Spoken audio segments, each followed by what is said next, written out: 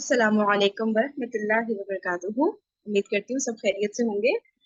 अच्छा, हम लोग ग़ज़वा खैबर कल पढ़ना स्टार्ट कर दिया था, जो कि सन 7 हिजरी में पेश आया था, मुहर्रम के महीने में। इसमें हमने ये पढ़ा था कि जो खैबर है वो मदीना के नॉर्थ साइड पे है और तकरीबन 100 मील के फासले पर है। और जब सुलह हुदैबिया हो गई थी, कुरैश से सुलह हो गई थी कि भाई अब 10 साल तक जंग नहीं होगी, तो एक तरह से उनको निपटा लिया था। तो अब सारा का सारा फोकस जो मुसलमानों के दूसरे बड़े दुश्मन थे यहूदी, इनकी तरफ रसूल पाक सल्लल्लाहु अलैहि वसल्लम का हो गया था कि अब इनसे निपटना है। तो इनसे भी खूब बातचीत वगैरह सब होती रहती थी, लेकिन ये लोग किसी तरह मानते नहीं थे। ये लोग बस साजिशें ही करते रहते थे मुसलमानों के अगेंस्ट का। तो फिर अब इनसे हुआ कि भाई इनको किस तरह से डील किया जाए ना, तो इनकी तरफ सारी की सारी तवज्जो गई। अच्छा, उसमें फिर बता रहे हैं कि इसलिए जो है खैबर रवानगी हुई मुसलमानों की ना, तो उसमें फिर बता रहे हैं मुसलमानों की लश्कर की जो तादाद थी वो वही लश्कर था, समझे, जो बैत रिजवान जिन्होंने की थी ना, वही सारे लोग थे जो कि यहाँ खैबर के लिए रवाना हुए थे, यानी कि 1400 के करीब सहाबा कराम हो गए। और एक बता रहे हैं इसी मौके पर हजरत अबू हुरैरा रजी अल्लाह ताला अन्हु ने इस्लाम कबूल किया था और वो मदीना तशरीफ लाए। जब तक वो मदीना तशरीफ लाए तो पता चला कि नबी पाक सल्लल्लाहु अलैहि वसल्लम तो खैबर की तरफ चले गए। और जब तक वो खैबर पहुंचे तो खैबर फतह हो चुका था। और उनको भी नबी पाक सल्लल्लाहु अलैहि वसल्लम ने, यानी हजरत अबू हुरैरा रज़ी अल्लाह अन्हु को भी माल गनीमत में शरीक किया था, उनको भी हिस्सा दिया था। अच्छा, फिर जब ये अब्दुल्ला बिन उबई है रईसुल मुनाफिकीन, जो जब इसको ये पता चला था कि मुसलमान खैबर के लिए रवाना हो रहे हैं, तो इसने यहूदियों को अलर्ट कर दिया था कि भाई आ रहे हैं यहाँ पे, तो आप लोग बिल्कुल रेडी हो जाएं, तैयारी पकड़ लें। लेकिन घबराने की कोई जरूरत नहीं, क्योंकि आप डेफिनेटली उनसे ज्यादा ताकतवर हैं, ज्यादा साजो सामान है आपके पास, ज्यादा हथियार है, तो आप उनसे निपट लेंगे। मैं सिर्फ आपको अलर्ट कर रहा हूँ ताकि आप कम से कम प्रिपेयर्ड रहे ना। अच्छा, उसके बाद खैबर का रास्ता बता रहे हैं। खैबर का रास्ता इस तरह से नबी पाक सल्लल्लाहु अलैहि वसल्लम ने अडॉप्ट किया था कि ऊपर उसके जो नॉर्दर्न साइड है, यानी कि मदीना बीच में है, ऊपर जो है खैबर है, और सॉरी शाम जो है उसके अपोजिट साइड, मतलब कि लॉन्ग वे लिया था। जो डायरेक्ट मदीना से खैबर जा रहा था ना रास्ता, वो शॉर्ट वे जिसे कहते हैं ना, वो नहीं लिया था, लॉन्ग वे लिया था। और उसका जो रीजन है यहाँ पे बताया गया था कि लंबा रास्ता लेने से इसका, हाँ, रास्ते के बाद औकात यहाँ पे लिखा हुआ है ना, कि उसमें ये था कि, एक मिनट रुकिएगा, रीजन मेरे ज़हन से निकल गया। हाँ, ये यानी कि रहेगा, वो ये शाम की साइड से भाग नहीं, शाम वाली साइड पे भाग नहीं सकते ना यहूद। ये ठीक है था। शाम। हाँ, और दूसरा यहाँ पे लिखा हुआ है, और दूसरी तरफ बनु गतफान और यहूद के दरमियान हाइल होकर उनकी तरफ से किसी मदद की रसाई के इम्कानात खत्म कर दे। ठीक है। अच्छा, फिर हमने पढ़ा था कि कई रास्ते एक जगह से निकल रहे थे, तो वो जो रहनुमा था उसने नबी पाक सल्लल्लाहु अलैहि वसल्लम से पूछा था, तो उन्होंने एक रास्ता सेलेक्ट किया था। अच्छा, उसके बाद फिर हमने रास्ते के बाज़ औकात इसमें, अच्छा ये मेरे ख्याल से हमने नहीं पढ़ा अभी ना, ठीक है, यहाँ से ही रीड कर लेते हैं। ये शायद पढ़ा था, मेरे ख्याल से कंप्लीट नहीं किया था, इधर ही से रीड कर लेते हैं, चले। रास्ते के बाज़ औकात हजरत सलमा बिन अकबर रजी अल्लाह तआला अन्हु का बयान है कि हम लोग नबी सल्लल्लाहु अलैहि वसल्लम के हमरा खैबर रवाना हुए। रात में सफर तय हो रहा था। एक आदमी ने आमिर से कहा, ए आमिर, क्यों ना हमें अपने कुछ नवादरात सुनाओ। आमिर शायर थे, सवारी से उतरे और कौम की हदी ख्वानी करने लगे। अशार ये थे, ए अल्लाह, अगर तू ना होता तो हम हिदायत ना पाते, न सदका करते, न नमाज पढ़ते। हम तुझ पर कुर्बान, तू हमें बख्श दे जब तक हम तकवा इख्तियार करें, और अगर हम टकराएं तो हमें साबित कदम रख और हम पर सकीनत नाजिल फरमा। जब हमें ललकारा जाता है तो हम अकड़ जाते हैं, और ललकार में हम पर लोगों ने एतमाद किया है। ये कल हमने पढ़ लिया था। फिर रसूलुल्लाह सल्लल्लाहु अलैहि वसल्लम ने फरमाया, ये कौन हदी ख्वान है? लोगों ने कहा, आमिर बिन अकवा रजी अल्लाह ताला अन्हु। आपने फरमाया, अल्लाह इस पर रहम करे। कौम के एक आदमी ने कहा, अब तो इनकी शहादत वाजिब हो गई। आप सल्लल्लाहु अलैहि वसल्लम ने उनके वजूद से हमें बहरा क्यों ना फरमाया, वजूद से हमें बहरा क्यों ना फरमाया। सहाबा कराम रज़ी अल्लाह ताला अन्हुम को मालूम था कि जंग के मौके पर रसूलुल्लाह सल्लल्लाहु अलैहि वसल्लम किसी इंसान के लिए खुसूसियत से दुआए मगफिरत करें तो वो शहीद हो जाता है। और यही वाकया जंग खैबर में हजरत आमिर रजी अल्लाह ताला अन्हु के साथ पेश आया। इसीलिए उन्होंने ये अर्ज की थी कि क्यों ना उनके लिए दराजी उम्र की दुआ की गई कि उनके वजूद से हम मजीद बहरावर होते। अच्छा, نمبر 2، خیبر کے بالکل قریب وادی صحبہ میں آپ صلی اللہ علیہ وسلم نے عصر کی نماز پڑھی، پھر توشے منگوائے تو صرف ستو لائے گئے، آپ صلی اللہ علیہ وسلم کے حکم سے ملائے گئے، آپ صلی اللہ علیہ وسلم کے حکم سے ملائے گئے، پھر آپ صلی اللہ علیہ وسلم نے کھائے اور صحابہ کرام رضی اللہ تعالیٰ عنہم نے بھی کھائے۔ اس کے بعد آپ نماز مغرب کے لیے اٹھے تو صرف کلی کی، صحابہ نے بھی کلی کی، پھر آپ نے نماز پڑھی اور وضو نہیں فرمایا، پچھلے ہی وضو پر اکتفا کیا، پھر آپ صلی اللہ علیہ وسلم نے عشاء کی نماز ادا فرمائی۔ اس میں کوئی ایسی بات تو نہیں ڈسکس کرنے والی؟ یہ بہراور کے مطلب انفارمڈ ہے نا، بہراور مطلب ہمیں نوازا یا ہمیں دیا، فائدہ پہنچاتے نا، فائدہ پہنچاتے، جیسے ان کی وجود سے مزید ہوتے ہیں، مزید فائدہ اٹھاتے۔ ٹھیک ہے ٹھیک ہے ٹھیک ہے، ہاں مطلب ان کی عمر درازی کے لیے دعا کرتے تاکہ وہ شہید نہ ہوتے ہیں نا، مطلب اور لمبی عمر ہو جاتی ہے ان کی، اور سے فائدہ اٹھاتے۔ صحیح ہے صحیح ہے۔ بہراور مطلب کہ فائدہ اٹھانا، جی فائدہ اٹھانا ہی اس کا مطلب۔ ٹھیک ہے اچھا، صحیح۔ اور اس میں یہ جو ستو لکھا ہے، ستو ہے، یہ چنے کے آٹے کو کہتے ہیں نا؟ چنے کا آٹا، اچھا وہ بھنے ہوئے چنے کا آٹا ہوتا ہے شاید، صحیح ہے۔ اس کو شوگر یا کسی چیز میں ملا کے شربت کی طرح بنا کے پیتے تھے، مطلب پکانا نہیں پڑتا ہے اس کو۔ اچھا اچھا چلیں، اچھا صحیح۔ اسلامی لشکر خیبر کے دامن میں، اچھا اب خیبر کے دامن میں مسلمانوں نے آخری رات جس کی صبح جنگ شروع ہوئی خیبر کے قریب گزاری، لیکن یہود کو کانوں کان خبر نہ ہوئی۔ نبی صلی اللہ علیہ وسلم کا دستور تھا کہ جب رات کے وقت کسی قوم کے پاس پہنچتے تو صبح ہوئے بغیر ان کے قریب نہ جاتے، چنانچہ اس رات جب صبح ہوئی تو آپ صلی اللہ علیہ وسلم نے غلس اندھیرے میں فجر کی نماز ادا فرمائی۔ اس کے بعد مسلمان سوار ہو کر خیبر کی طرف بڑھے، ادھر اہل خیبر بے خبری میں اپنے ہاوڑے اور کھانچی وغیرہ لے کر اپنی کھیتی باڑی کے لیے نکلے تو اچانک لشکر دیکھ کر چیختے ہوئے شہر کی طرف بھاگے کہ خدا کی قسم محمد صلی اللہ علیہ وسلم لشکر سمیت آ گئے ہیں۔ نبی صلی اللہ علیہ وسلم نے یہ منظر دیکھ کر فرمایا اللہ اکبر، خیبر تباہ ہوا، اللہ اکبر، خیبر تباہ ہوا۔ جب ہم کسی قوم کے میدان میں اتر پڑتے ہیں تو ان ڈرائے ہوئے لوگوں کی صبح بری ہو جاتی ہے۔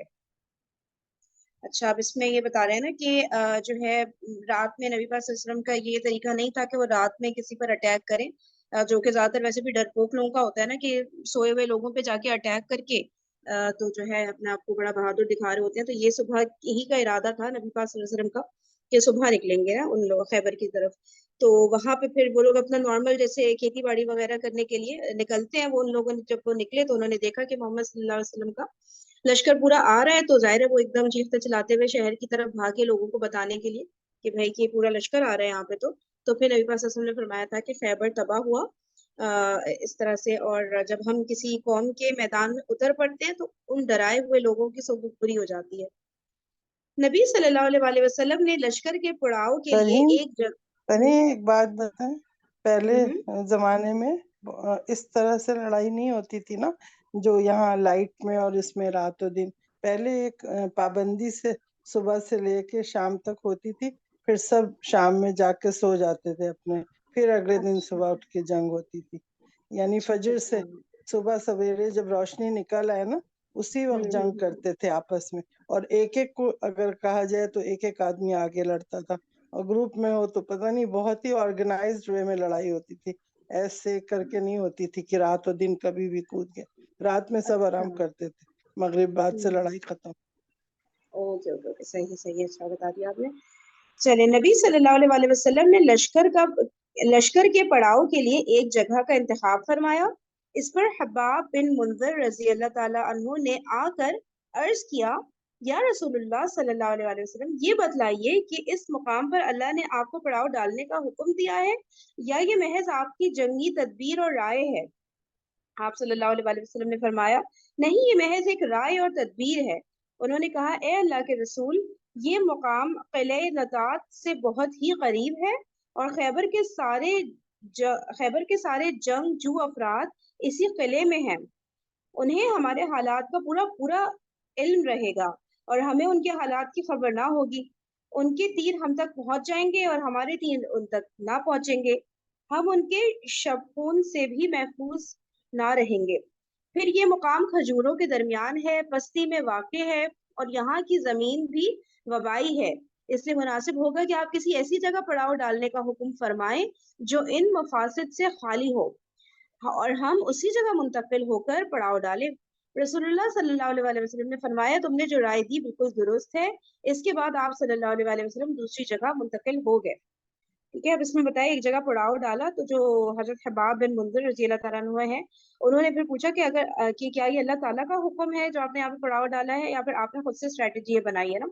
تو انہوں نے کہا کہ نہیں یہ میری رائے ہے نا. نبی پاک صلی اللہ علیہ وسلم نے فرمایا تو پھر انہوں نے سارے پوائنٹس بتائے کہ اس جگہ پہ اگر ہم پڑاؤ ڈالیں گے تو بتانے قلعہ نتاد کوئی یہ قلعہ ہوگا جو کہ بتا رہے جتنے بھی خیبر کے جنگجو لوگ تھے وہ سب اس قلعے میں ہیں.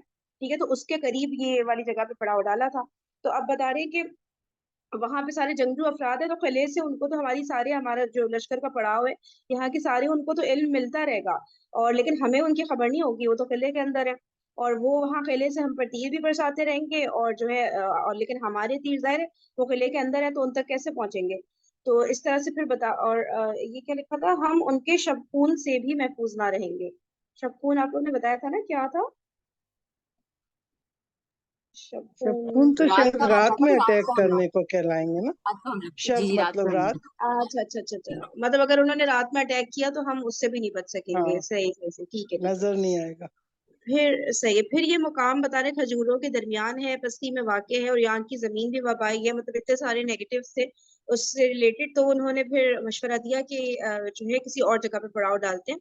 تو پھر نبی پاک صلی اللہ علیہ وسلم نے ان کا مشورہ قبول فرمایا اور کسی اور جگہ پہ شفٹ ہو گئے. نیز یہاں جب پہ آپ کتنی اچھی بات تھی کہ نبی کے آگے بھی لوگ بول سکتے تھے، اپنی رائے دے سکتے تھے اور نبی مانتے بھی تھے سب کی رائے. واقعی نیز جب آپ صلی اللہ علیہ وسلم خیبر کے اتنے قریب پہنچ گئے کہ شہر دکھائی پڑنے لگا. اچھا اب تو آپ نے فرمایا ٹھہر جاؤ، لشکر ٹھہر جاؤ. نہیں، لشکر ٹھہر گیا.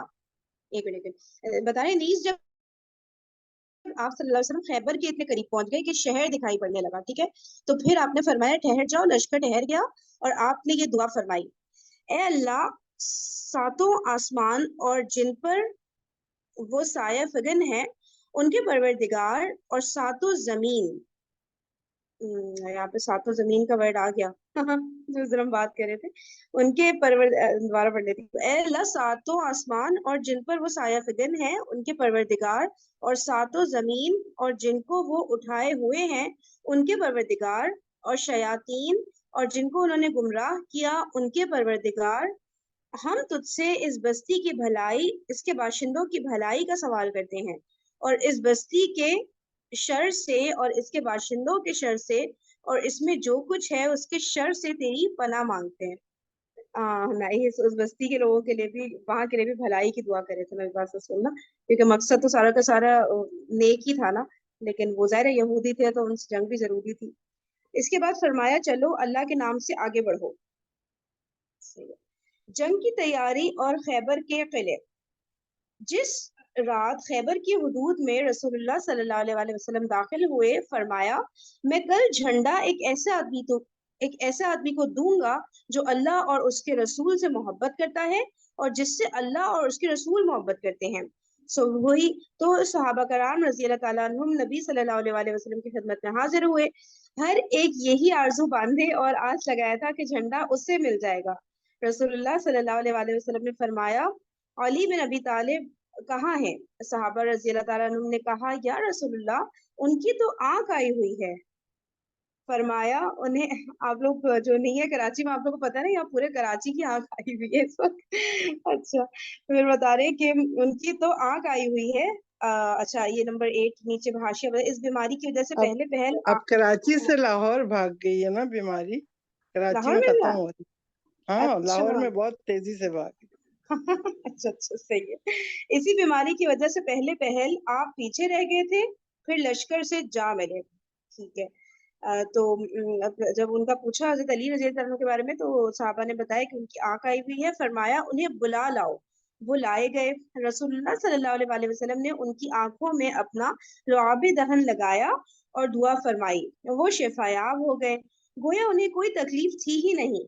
پھر انہیں جھنڈا عطا فرمایا. انہوں نے عرض کیا یا رسول اللہ صلی اللہ علیہ وسلم میں ان سے اس وقت تک لڑوں کہ وہ ہمارے جیسے ہو جائیں. آپ صلی اللہ علیہ وسلم نے فرمایا اطمینان سے جاؤ یہاں تک کہ ان کے میدان میں اترو. پھر انہیں اسلام کی دعوت دو اور اسلام میں اللہ کے جو حقوق ان پر واجب ہوتے ہیں ان سے آگاہ کرو. بخدا تمہارے ذریعے اللہ تعالیٰ ایک آدمی کو بھی ہدایت دے دے تو یہ تمہارے لیے سرخ اونٹوں سے بہتر ہے. صحیح بخاری. نیچے لکھا ہے بعض روایات سے معلوم ہوتا ہے کہ خیبر کی ایک قلعے کی فتح میں متعدد کوششوں کی ناکامی کے بعد حضرت علی کو جھنڈا دیا گیا تھا. لیکن محققین کے نزدیک راجے وہی ہے جس کا اوپر ذکر کیا گیا ہے. اچھا بعض روایت سے کہہ رہے ہیں معلوم ہوتا ہے کہ خیبر کی ایک قلعے کی جو فتح ہوئی اس میں متعدد کوششوں کی ناکامی کے بعد حضرت علی کو جھنڈا دیا گیا. لیکن کہہ رہے ہیں کہ جو راجے رائے ہے وہ یہی والی ہے کہ ان کو ہی سب سے پہلے جھنڈا دیا گیا تھا. اچھا اب اس میں ڈیٹیلز کیا آ رہی ہے. اس میں یہ بتایا جا رہا ہے کہ نبی پاک صلی اللہ علیہ وسلم جھنڈا دینے کے لیے انہوں نے کہا تھا کہ میں اس کو صبح جھنڈا دوں گا جس سے اللہ تعالیٰ اور اس کے رسول محبت کرتے ہیں اور جو اللہ تعالیٰ اور اس کے رسول سے محبت کرتے ہیں تو ان کو وہ جھنڈا دیں گے. تو تمام صحابہ کرام وہاں ان کی خدمت میں حاضر ہوئے. تو پھر انہوں نے حضرت علی رضی اللہ تعالیٰ عنہ کو بلایا تاکہ ان کو جھنڈا دیا جائے. اچھا اور پھر ان کی آنکھ آئی ہوئی تھی تو ان کے آنکھ میں لعاب دہن لگائے تو ان کو شفا نصیب ہوئی اور ایسی شفا نصیب ہوئی کہ جیسے ان کو کوئی تکلیف ہی نہیں تھی. اور پھر جھنڈا عطا کیا تو پھر جو ہے یہ انسٹرکشن دیے نہیں سوری حضرت علی رضی اللہ تعالیٰ عنہ نے فرمایا کہ میں اس وقت تک ان سے لڑوں گا جب تک وہ ہمارے جیسے ہو جائیں کیونکہ اصل بات یہ ہے نا کہ مسلمان ہو جائیں وہ سب تو میں تب تک ان سے لڑتا رہوں گا. تو پھر نبی پاک صلی اللہ علیہ وسلم نے فرمایا کہ آپ اطمینان سے جائیں اور یہاں تک کہ ان کے میدان میں اترو پھر انہیں اسلام کی دعوت دو. ٹھیک ہے نا. سب سے پہلے مین چیز جنگ لڑنا تو نہیں نا. مین چیز تو یہی ہوتی ہے نا کہ اسلام کی دعوت دی جائے. تو سب سے پہلے ان کو اسلام کی دعوت دو اور اسلام میں اللہ کے جو حقوق ان پر واجب ہوتے ہیں ان کے بارے میں ان سب کو بتاؤ. ٹھیک ہے. پھر اور پھر کہا کہ اگر اللہ تعالیٰ نے آپ کو یہ ذریعہ بنایا جس کے ذریعے ایک شخص کو بھی ہدایت مل جائے تو یہ سرخ اونٹوں سے بہتر ہے. اچھا جو حدیث مجھے یاد آ رہی ہے اس میں کیا 100 سرخ اونٹ کا ورڈ آیا یا پھر سرخ اونٹ کا ہی ورڈ ہے؟ مجھے ایسا لگ رہا تھا 100 سرخ اونٹوں سے بہتر ہے لیکن سرخ اونٹوں ہی کا ورڈ ہے 100 نہیں ہے نا. میرے ذہن میں 100 کا ورڈ آ رہا تھا. ٹھیک ہے. کا تو نہیں چلیے لگ یہاں رہا پر لیکن کنفرم کر لیں گے. ہاں ہاں سرخ 100 اونٹوں ہی کا یاد آ رہا ہے. 100 کا میرا خیال 100 کا لفظ آیا ہے. مجھے بھی ایسا چلیے کچھ کنفرم لگ کر رہا لیں ہے. گے کنفرم کر لیں ٹھیک گے. ہے کل اوکے صحیح ہے. ٹھیک ہے. تو پھر یہاں پہ بتایا گیا بخدا تمہارے ذریعے اللہ تعالیٰ ایک آدمی کو بھی ہدایت دے دے تو یہ تمہارے لیے سرخ اونٹوں سے بہتر ہے اور یہ صحیح بخاری کی حدیث ہے. اچھا خیبر کی آبادی 2 منطقوں میں بٹی ہوئی تھی. منطقوں مطلب جس ایک 2 منطقے حصوں میں اچھا 2 ایک حصوں میں منطقے میں بٹی. صحیح ہے. ایک منطقے میں حسب ذیل 5 قلعے تھے. ٹھیک ہے. ایک منطقہ جو تھا اس میں بتا رہے 5 قلعے تھے. اب نام بتایا گیا ان قلعوں کا. حسن نام حسن صعب بن معاذ حسن بولیں گے کیا بولیں گے اس کو قلعہ حسن کہتے ہیں. اچھا قلعہ حسن اچھا اس کے ٹھیک معنی قلعہ ہے. ہے. حسن قلعہ زبیر حسن ابی حسن نزار. ٹھیک ہے. خیبر کی آبادی جو 2 حصوں میں بٹی ہوئی تھی تو اس میں بتا رہے ہیں کہ جو ہے 5 یہ قلعے اس طرح سے تھے. ان میں سے مشہور 3 قلعوں پر مشتمل علاقہ نطات کہلاتا تھا اور بقیہ 2 قلعوں پر مشتمل علاقہ شق کے نام سے مشہور تھا. خیبر کی آبادی کا دوسرا منطقہ کتیبہ کہلاتا تھا. دوسرا منطقہ اچھا پہلے منطقے میں یہ 5 قلعے تھے. جو دوسرا منطقہ تھا وہ بتا رہے ہیں کہ کتیبہ کہلاتا تھا. اس میں صرف 3 قلعے تھے. حسن قموس یہ قبیلہ بنو نذیر کے خاندان ابو الحقیق کا قلعہ تھا. حسن وطیح حسن سلالم. ان 8 قلعوں کے علاوہ خیبر میں مزید قلعے اور گڑیاں بھی تھیں مگر وہ چھوٹی تھیں اور قوت و حفاظت میں ان قلعوں کے ہم پلہ نہ تھی. ٹھیک ہے. جہاں تک جنگ کا تعلق ہے تو وہ صرف پہلے منطقے میں ہوئی دوسرے منطقے کے تینوں قلعے لڑنے والوں کی کثرت کے باوجود جنگ کے بغیر ہی مسلمانوں کے حوالے کر دیے گئے. ٹھیک ہے, تو اب یہ بتا رہے کہ جو فرسٹ حصہ تھا اس میں 5 قلعے تھے, جو دوسرا حصہ تھا اس میں 3 قلعے تھے, لیکن پھر جو جنگ ہوئی وہ بتا رہے ہیں کہ وہ پہلے منطقے میں ہوئی جس میں 5 قلعے تھے, اور دوسرے منطقے کے جو تینوں قلعے تھے اس میں لڑنے والوں کی بتا رہے کثرت تو بہت تھی, لیکن کوئی جنگ وہاں پر نہیں ہوئی تھی سیکنڈ منطقے میں, اور وہ جنگ کے بغیر ہی مسلمانوں کے حوالے کر دیا گیا تھا وہ پورا جو پورشن تھا. صحیح ہے, سرنڈر کر دیا تھا. سرنڈر کر دیا. ٹھیک ہے, صحیح ہے. اچھا آگے بڑھتے ہیں. مارکے کا آغاز اور قلعہ نام کی فتح. مذکورہ بالا 8 قلعوں میں سے سب سے پہلے قلعہ نام پر حملہ ہوا, کیونکہ یہ قلعہ اپنے محل وقوع کی نزاکت اور اسٹریٹجی کے لحاظ سے یہود کی پہلی دفاعی لائن کی حیثیت رکھتا تھا, اور یہی قلعہ مرحب نامی اس شہروز اور جانباز یہودی کا قلعہ تھا جسے 1000 مردوں کے برابر جانا جاتا تھا. کیا نام ہے یہ قلعہ؟ مرحب نامی, وہ مرحب نامی اس شہزور اور جانباز یہودی قلعہ تھا جسے بتا رہے 1000 مردوں کے برابر مانا جاتا تھا. پھر ٹھیک ہے, تو سب سے پہلے بتا رہے کہ یہ جو 8 قلعے تھے ان میں سب سے پہلے جو حملہ کیا گیا تھا وہ اس پر تھا, قلعہ نعم پر ہوا تھا, کیونکہ یہ بالکل یہ فرنٹ لائن پر ان کی قلعہ نائم. ٹھیک ہے, تو یہ جو ان کی جنگی اسٹریٹجی تھی اس میں یہ لوگ بالکل فرنٹ لائن پہ ہوتے تھے, تو ظاہر سب سے پہلے ان پر ہی حملہ ہوا, جس میں کہ بہت ہی بہادر اور جنگجو شخص ہو جو ایک بندے کو کہہ رہے 1000 مردوں کے برابر مانا جاتا تھا, مرحب تھا. حضرت علی بن ابی طالب رضی اللہ تعالیٰ عنہ مسلمانوں کی فوج لے کر اس قلعے کے سامنے پہنچے اور یہود کو اسلام کی دعوت دی, تو انہوں نے یہ دعوت مسترد کر دی اور اپنے بادشاہ مرحب کی کمان میں مسلمانوں کے مد مقابل آ کھڑے ہوئے. میدان جنگ میں اتر کر پہلے مرحب نے دعوت مبارزت دی, جس کی کیفیت سلمہ بن اکوع رضی اللہ تعالیٰ عنہ نے یوں بیان کی ہے کہ جب ہم لوگ خیبر پہنچے تو ان کا بادشاہ مرحب اپنی تلوار لے کر ناز و تکبر کے ساتھ اٹھلاتا اور یہ کہتا ہوا نمودار ہوا. ترجمہ پڑھ دیتی ہوں. خیبر کو معلوم ہے کہ میں مرحب ہوں, ہتھیار پوش, بہادر اور تجربے کار, جب جنگ و پیکار شعلہ زن ہو. اچھا, اب بتا رہے ہیں کہ حضرت علی رضی اللہ تعالیٰ جو ہے مسلمانوں کی فوج لے کر اس قلعے کے سامنے پہنچے, وہ جو قلعہ نعیم کی بات ہو رہی ہے نا, تو اس کے سامنے جب پہنچے تو یہودیوں کو اسلام کی دعوت دی, تو انہوں نے مسترد کر دی, مطلب ریجیکٹ کر دی ہے نا, تو انہوں نے اس کو ریجیکٹ کر دیا دعوت کو. اور جو ان کا بادشاہ مرحب تھا, جو بات ہو رہی ہے ابھی, جو بہت بہادر اور اس طرح کا تھا, تو اس کی اور اپنے بادشاہ مرحب کی کمان میں مسلمانوں کے مد مقابل آ کر کھڑے ہو گئے. ٹھیک ہے, اور پھر بتا رہے کہ میدان جنگ میں اتر کر پہلے مرحب نے اچھا میدان جنگ میں آئے اور وہ مبارزت کی دعوت نہیں ہوتا, جو 1 on 1 جو آمنا سامنا ہوتا ہے, تو اس نے جو ہے دعوت دی, جس کی کیفیت بتا رہے ہیں سلمہ بن اکوع رضی اللہ تعالیٰ نے بیان کی ہے کہ جب ہم لوگ خیبر پہنچے تو ان کا بادشاہ مرحب اپنی تلوار لے کر ناز و تکبر کے ساتھ اٹھلاتا اور یہ کہتا ہوا نمودار ہوا. ٹھیک ہے نا, بڑے تکبر کے ساتھ سامنے آیا تھا کہ ظاہر اتنا بہادر تھا تو اسے تو اپنے پورا کانفیڈنس ہوگا. تو اس نے کہا کہ خیبر کو معلوم ہے کہ میں مرحب ہوں, ٹھیک ہے, خیبر والے مجھے جانتے ہیں, ہتھیار پوش, بہادر اور تجربے کار. ٹھیک ہے, اپنی تعریف کر رہے ہیں. جب جنگ و پیکار شعلہ زن ہو, ٹھیک ہے, تو وہ یہ کہتا ہوا فرنٹ پر آیا. اس کے اب سلمہ بن اکوع رضی اللہ تعالیٰ عنہ یہ بیان فرمانے ہیں نا, اس کے مقابل میرے چچا عامر رضی اللہ تعالیٰ عنہ نمودار ہوئے اور فرمایا, یہ وہی تھے نا جنہوں نے اس وقت شاعری کی تھی اور شاعری میں دعا ایک طرح سے کی تھی مسلمانوں کے لیے, تو انہی کے بارے میں نبی پاک صلی اللہ علیہ وسلم نے دعا کی تھی نا. تو اب بتانے کہ وہ پھر ان کے مقابلے میں آئے حضرت عامر رضی اللہ تعالیٰ عنہ, اور انہوں نے یہ کیا کہا, خیبر جانتا ہے کہ میں عامر ہوں, ہتھیار پوش, شہ زور اور جنگجو.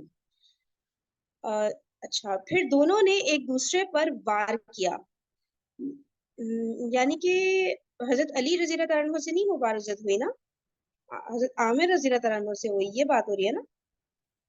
یہی لگ رہا ہے, ہاں یہ آگے لکھا ہوا ہے. ایک آدمی کو آگے بھیجا جاتا تھا نا لڑنے کے لیے باقاعدگی سے, تو وہ بولتا ہوا جب شعر پڑھتا ہوا آیا تو پھر انہوں نے جواب میں شعر پڑھا اور یہ آگے بڑھے, ان کو بھیجا. ٹھیک ہے, پھر دونوں نے ایک دوسرے پر وار کیا، ٹھیک ہے، یعنی مرحب جو تھا اور یہاں پر حضرت عامر رضی اللہ تعالیٰ عنہ، دونوں نے ایک دوسرے پر وار کیا. مرحب کی تلوار میرے چچا عامر کی ڈھال میں جا چبھی اور عامر رضی اللہ تعالیٰ عنہ نے اسے نیچے سے مارنا چاہا، لیکن ان کی تلوار چھوٹی تھی. انہوں نے یہودی کی پنڈلی پر وار کیا تو تلوار کا سرا پلٹ کر ان کے گھٹنے پر آ لگا. انہوں نے یہودی کی پنڈلی پر وار کیا تو تلوار کا جو سرا ہے وہ پلٹ کر ان کے گھٹنے پر آ لگا اور بالآخر اسی زخم سے ان کی موت واقع ہو گئی. نبی صلی اللہ علیہ وسلم نے اپنی 2 انگلیاں اکٹھی کر کے ان کے بارے میں فرمایا کہ ان کے لیے دوہرا اجر ہے، یعنی حضرت عامر رضی اللہ تعالیٰ عنہ کے لیے. وہ بڑے جاباز مجاہد تھے، کم ہی ان جیسا کوئی عرب روئے زمین پر ہوا ہوگا. اب نیچے کرے گا صحیح مسلم، اچھا حوالہ دیا ہوا ہے. بہرحال حضرت عامر رضی اللہ تعالیٰ عنہ کے زخمی ہو جانے کے بعد مرحب کے مقابلے کے لیے حضرت علی رضی اللہ تعالیٰ عنہ تشریف لے گئے. حضرت سلمہ بن اکوع رضی اللہ تعالیٰ عنہ کا بیان ہے کہ اس وقت حضرت علی نے یہ اشعار کہے: میں وہ شخص ہوں کہ میری ماں نے میرا نام حیدر شیر رکھا ہے، جنگل کے شیر کی طرح خوفناک. میں انہیں سا کے بدلے نیزے کی ناپ پوری کروں گا. سا کیا ہوتا ہے؟ سا کے بدلے سواد الف عین. میں نے سا کے بدلے مانا ہوتا ہے ناپنے کا، مد اور سا، رائٹ؟ وہ میرے خیال سے سین والا ہوتا ہے شاید. نہیں، یہی ہوتا ہے، سواد والا ہوتا ہے. I think so. چلیں ہاں یہ سا وہی ہوتا ہے ناپنے کا. اچھا ناپ تول کرتے تھے نا، وہ جو گیہوں وغیرہ چاول وغیرہ بانٹا جاتا ہے نا، تو وہ والا ایک ڈبہ ہوتا ہے. میں انہیں سا کے بدلے نیزے کی ناپ پوری کروں گا. ہاں، ناپ کا ورڈ آپ ہی جیسے ہی ہے. اس کے بعد مرحب کے سر پر ایسی تلوار ماری کہ وہی ڈھیر ہو گیا. پھر حضرت علی رضی اللہ تعالیٰ عنہ ہی کے ہاتھوں فتح حاصل ہوئی. اچھا، اب یہ نمبر 11 کا نیچے حاشیہ پڑھی ہوں. مرحب کے قاتل کے بارے میں آخذ کے اندر بڑا اختلاف ہے، اور اس میں بھی سخت اختلاف ہے کس دن وہ مارا گیا اور کس دن یہ قلعہ فتح ہوا. صحیحین کی روایت کے سیاق میں بھی کسی قدر اس اختلاف کی علامت موجود ہے. ہم نے اوپر جو ترتیب ذکر کی ہے وہ صحیح بخاری کی روایت کے سیاق کو ترجیح دیتے ہوئے قائم کی گئی ہے. ٹھیک ہے، اختلاف ہے میرے خیال سے کہ کس نے مارا اور کب مارا والی بات تو، لیکن پھر صحیح بخاری کی روایت کے مطابق رائٹر نے لکھا ہے یہاں پہ کہ حضرت علی رضی اللہ تعالیٰ عنہ نے وار کیا تھا مرحب پہ اور وہ ادھر ہی ڈھیر ہو گیا تھا اور حضرت علی رضی اللہ تعالیٰ عنہ کے ہاتھوں فتح حاصل ہوئی. جنگ کے دوران حضرت علی رضی اللہ تعالیٰ عنہ یہود کے قلعے کے قریب پہنچے تو قلعے کی چوٹی سے ایک یہودی نے جھانک کر پوچھا: تم کون ہو؟ حضرت علی رضی اللہ تعالیٰ عنہ نے کہا: میں علی بن ابی طالب ہوں. یہود نے کہا: اس کتاب کی قسم جو موسیٰ علیہ السلام پر نازل کی گئی، تم لوگ بلند ہوئے. اس کے بعد مرحب کا بھائی یاسر یہ کہتے ہوئے نکلا کہ کون ہے جو میرا مقابلہ کرے گا. اس کے اس چیلنج پر حضرت زبیر رضی اللہ تعالیٰ عنہ میدان میں اترے. اس پر ان کی ماں حضرت صفیہ رضی اللہ تعالیٰ عنہ نے کہا: یا رسول اللہ صلی اللہ علیہ وسلم، کیا میرا بیٹا قتل کیا جائے گا؟ آپ صلی اللہ علیہ وسلم نے فرمایا: نہیں، بلکہ تمہارا بیٹا اس سے قتل کرے گا. چنانچہ حضرت زبیر رضی اللہ تعالیٰ عنہ نے یاسر کو قتل کر دیا. صحیح ہے. اب اس میں بتا رہے کہ وہ تو ختم ہو گیا تھا مرحب، تو پھر قلعے سے کسی نے آواز دے کے پوچھا تھا نا، اس نے جھانک کر پوچھا کہ کون ہو. تو علی رضی اللہ تعالیٰ عنہ نے اپنا بتایا کہ میں علی بن ابی طالب ہوں. تو اس نے کہا کہ اس کتاب کی قسم جو موسیٰ علیہ السلام پر نازل کی گئی، تم لوگ بلند ہوئے، یہ یہودی نے کہا. اس کے بعد پھر بتا رہے مرحب کا بھائی یاسر آیا تھا، تو اس کے مقابلے کے لیے حضرت زبیر رضی اللہ تعالیٰ عنہ سامنے آئے. تو ان کی جو ماں تھی حضرت صفیہ رضی اللہ تعالیٰ عنہ، انہوں نے پوچھا نبی پاک صلی اللہ علیہ وسلم سے کہ کیا میرا بیٹا بھی قتل ہو جائے گا؟ نہیں، کیا میرا بیٹا قتل کیا جائے گا؟ تو آپ صلی اللہ علیہ وسلم نے فرمایا کہ نہیں، وہ بلکہ قتل کرے گا. اور ایسا ہی ہوا، حضرت زبیر رضی اللہ تعالیٰ عنہ نے یاسر کو قتل کر دیا. یہ لاسٹ پیراگراف ریڈ کر لیتے ہیں. اس کے بعد حصن نائم کے پاس زوردار جنگ ہوئی. ٹھیک ہے نا، وہی جو قلعہ ہم لوگ بات کریں، اس کے پاس زوردار جنگ ہوئی جس میں کئی سربراوردہ یہودی مارے گئے اور بقیہ یہود میں تابع مقادمت نہ رہی. تابع مقادمت میرے خیال سے جو ڈسپلن وغیرہ ایک ہوتا ہے فوج کے اندر ایسا لگ رہا ہے، چنانچہ وہ مسلمانوں کا حملہ نہ روک سکے. ٹھیک ہے، یہود مسلمانوں کا حملہ، یہ جو جنگ ایک دم سے چھڑی زوردار، اس میں مسلمانوں کا حملہ نہ روک سکے یہ یہود. بعض واقع سے معلوم ہوتا ہے کہ یہ جنگ کئی دن جاری رہی اور اس میں مسلمانوں کو شدید مقادمت کا سامنا کرنا پڑا. ٹھیک ہے، تاہم یہود مسلمانوں کو زیر کرنے سے مایوس ہو چکے تھے، اس لیے چپکے چپکے اس قلعے سے منتقل ہو کر قلعے صعب میں چلے گئے اور مسلمانوں نے قلعے ناغم پر قبضہ کر لیا. بالکل فرنٹ لائن پر ان کا قلعہ تھا نا، وہی مسلمانوں کے قبضے میں آ گیا، تو ایک دم سے ان کے حوصلے بہت ہی پست ہو گئے ہوں گے نا ظاہر. اب آ رہا ہے قلعہ سے صعب بن معاذ کی فتح. ٹھیک ہے، اب ایک ایک کر کے، اچھا قلعہ زبیر کی فتح نیچے آ رہا ہے، یہ ایک ایک کر کے ڈفرینٹ کی فتح پہ ہم لوگ کل کنٹینیو کرتے رہتے ہیں. ٹھیک ہے نا، چلیں. جزاک اللہ خیرا کثیرا، سبحانک اللہم و بحمدک، نشہد ان لا الہ الا انت، نستغفرک و نتوب الیک. السلام علیکم ورحمۃ اللہ وبرکاتہ.